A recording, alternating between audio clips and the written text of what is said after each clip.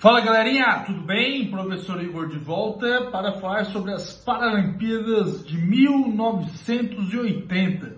Chegamos à cidade de Arnhem, nos Países Baixos, ou seja, chegamos à Holanda. Essa nomenclatura Países Baixos, quando falamos, são locais que ficam abaixo do nível do mar. Então vou falar de Holanda ou Países Baixos, situando que é o mesmo local, porém na cidade de Arnhem.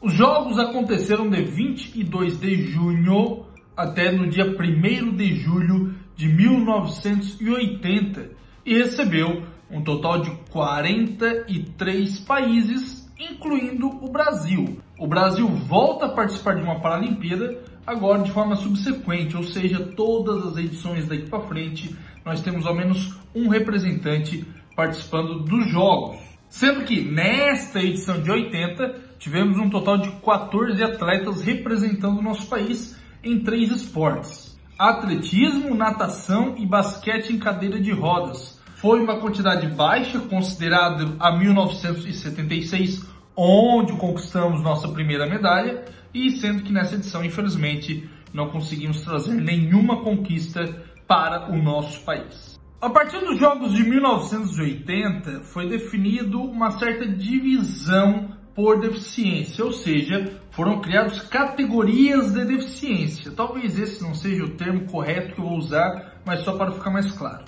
E nessa edição, 4 categorias foram criadas.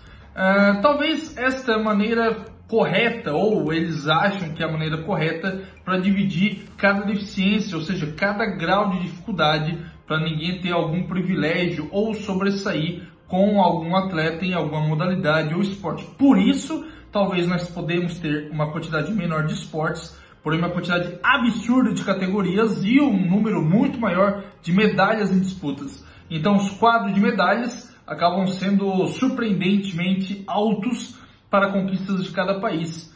Então isso é bem interessante e eu particularmente acho que é uma maneira correta de se evitar realmente que alguém tenha vantagem sobre o outro. E como falei, 4 categorias foram definidas em 1980. Amputados, deficientes visuais, cadeirantes e, pela primeira vez, tivemos representantes com paralisia cerebral. Então, novas categorias, novas deficiências começam a ser incluídas, dando maior oportunidade e interação entre todos os atletas participantes. E isso foi joinha, muito legal, ótima atitude do Comitê Paralímpico Internacional e, consequentemente, aumentando consideravelmente o número de atletas participantes. Eu havia falado ali no meu vídeo de 1976 em Toronto que o voleibol se tornou um esporte de exibição, o voleibol sentado. E a partir de 1980 ele se tornou um esporte do quadro paralímpico e, consequentemente, tendo disputa. O voleibol sentado em si ele é muito específico.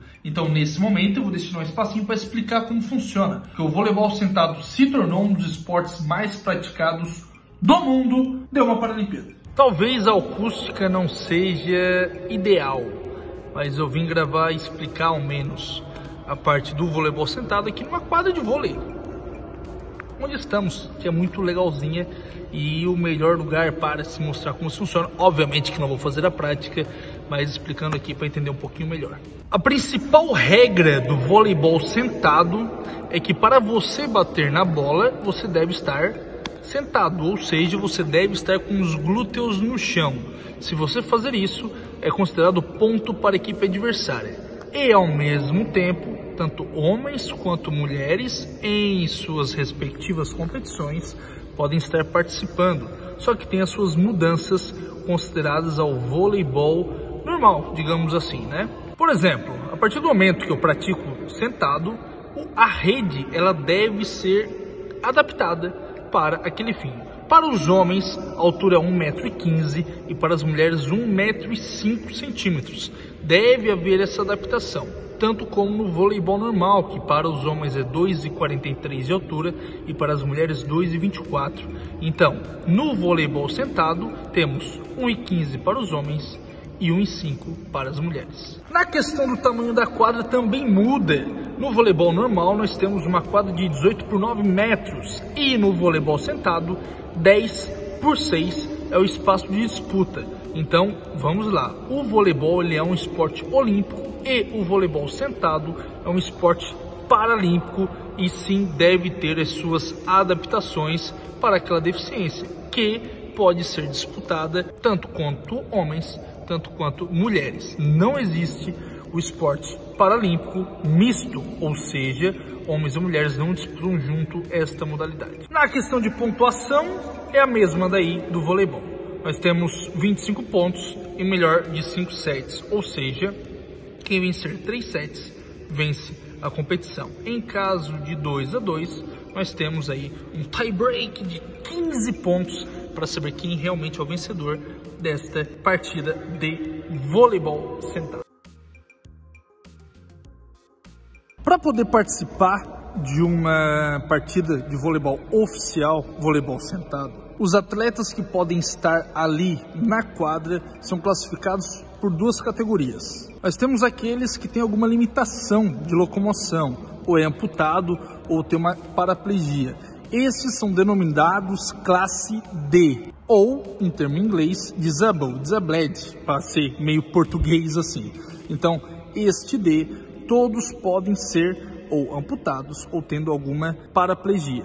A outra classe denominada MD, que é Minimally Disabled ou Minimally Disabled, que é o nosso português básico, são aqueles com algum problema, digamos, leve, de articulação leve, que consegue se locomover mais.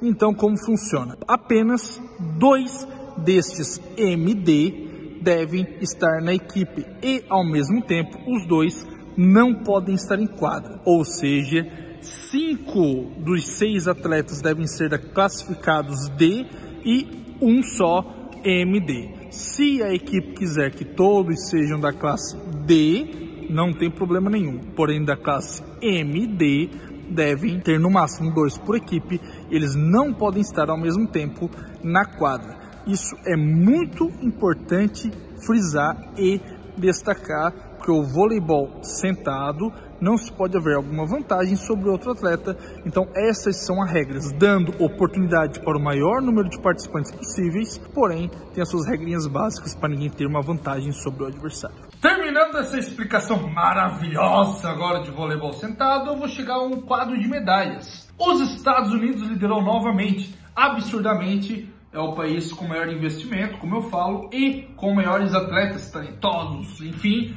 e que ganha muito destaque em Jogos Paralímpicos. Os Estados Unidos liderou com um total de 195 medalhas, bastante comparada com as demais. E dessas foram 75 medalhas de ouro, 66 medalhas de prata e 54 medalhas de bronze. Na segunda colocação, tivemos de forma surpreendente a Polônia, um país que tecnicamente podemos dizer que não se destaca muito, mas que nessa edição de 80 ficou na segunda colocação do quadro geral de medalhas, com um total de 177 conquistas, sendo dessas 75 medalhas de ouro. Podemos notar que foi a mesma quantidade de medalhas de ouro que os Estados Unidos. Conquistou menos no quadro geral, na quantidade geral, porém a mesma quantidade certinho. Aí o critério de desempate foi para as medalhas de prata, que foi um total de 50 conquistas, 16 a menos do que os Estados Unidos. Por apenas uma medalhinha de ouro, a Polônia não assumiu a liderança do quadro geral de medalhas em 1980. Já, para finalizar, na terceira colocação, foram 52 medalhas de bronze. Uma pena, não digo pelas conquistas em si, mas sempre ver um país diferente, não sempre o mesmo, como é os Estados Unidos liderando um quadro de medalhas, é um pouquinho bacaninho, um pouquinho interessante e legal. Mas, paciência. Na terceira colocação do nosso quadro geral de medalhas, com 161 conquistas, tivemos a Alemanha Ocidental. Sim, nessa edição de 1980 tivemos a Alemanha Ocidental e a Alemanha Oriental, e a Alemanha Ocidental ficou na terceira colocação com 161 medalhas. Destas, foram 67 medalhas de ouro, 48 medalhas de prata e 46 medalhas de bronze. Daqui a pouquinho, daqui a alguns anos, a Alemanha se unifica e se junta aí, talvez, ao menos algumas edições, chegando entre as 6 primeiras também, mas neste momento, em 1980, elas eram separadas. Uma história longa aí que já conversamos sobre isso e que se quiserem pesquisar um pouquinho mais, fiquem à vontade. É muito interessante a história da nossa humanidade. A Holanda, ou o País Baixo, Países Baixos, ficou na 6ª colocação no quadro geral de medalhas. Não ficou entre as primeiras, porém ficou na mesma posição de Toronto, lá de 1976, com um total de 100 medalhas. Que destas foram 33 medalhas de ouro, 31 medalhas de prata e 36 medalhas de bronze.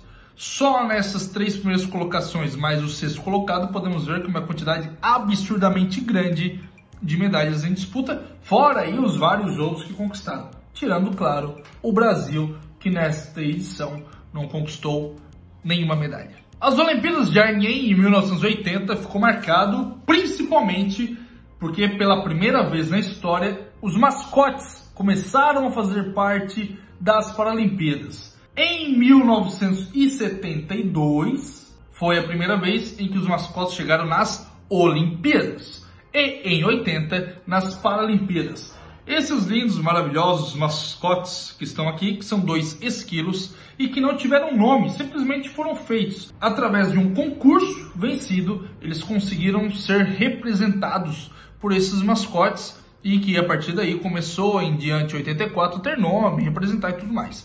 Porém, o foco dessa edição desses esquilos é que eles foram transformados em souvenir. Nossa, meu francês é perfeito.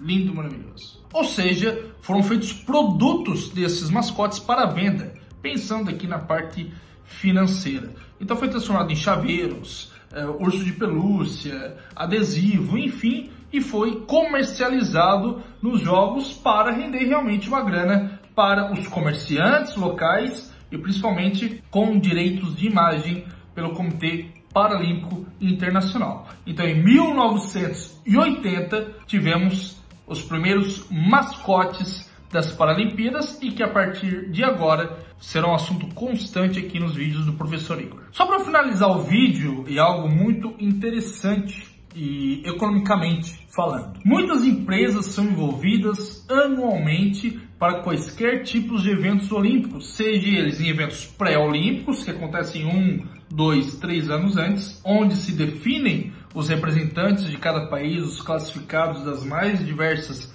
modalidades, e esse caso do mascote, que eu quis frisar, também foi uma empresa privada em que fez o concurso. Teve concurso no Brasil, teve concurso para Tóquio e vai ter concurso para Paris em 24, para Los Angeles em 2028. Então isso é importante notar sempre. Quando você vai ler algo sobre, é muito importante ficar antenado a esses pequenos detalhes e que fazem total diferença, principalmente para nós, alunos acadêmicos que estamos aprendendo, como também para mim e outros professores que estão passando os conteúdos para os alunos. Então é isso aí, não deixem de seguir o Professor Igor, muito importante seguir, não se inscrever aqui no canal, né, para estar gerando conteúdo. Na próxima edição, nós teremos pela primeira vez um evento gigantesco desse, uma Paralimpíada ser realizada em 2 cidades, em 2 países diferentes. Um grande abraço, um beijão e até daqui 4 anos. Tchau, tchau.